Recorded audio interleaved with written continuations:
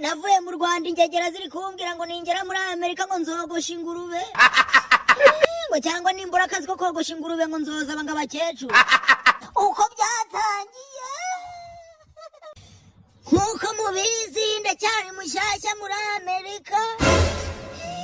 Mungu tubane anshakiye akazi mu bazungu duturanye ndikuzajya nkubura inyuma y'inzu kanatema ibiti navuye mu Rwanda ingegera ziri kumbwira ngo ningera muri Amerika ngo nzogosha ingurube nari mfite urwagwa rwanjye mu gacuma urutoki ninjye waruciye ndarutara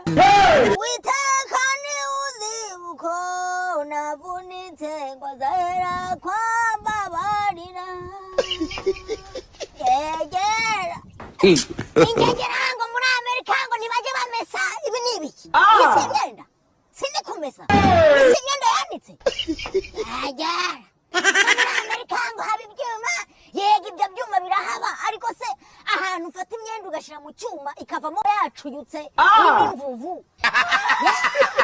kandi njye umuntu w'umunyacyaro mba nshaka umwenda ngo nzawumarane nibura imyaka 100 mwabonye nk'imbutura ni gatanazo wayimpaye none njye kwimeshesha biriya byuma by'abazungu hanyuma igenda icuyuke ngo nabuze amaboko ngo yacitse ngo nabuze amaguru yo kwicara ngo nabuze amazi yo kumesa ngo nabuze ibasi ngo nabuze iki yagera bose muri Amerika ni mw'ijuru uhereye imbere gusa amabwire umwanda urabihikamye kambe ndetse njye kureba niba utwumbati twanjye tutarashirira ndakize ingegera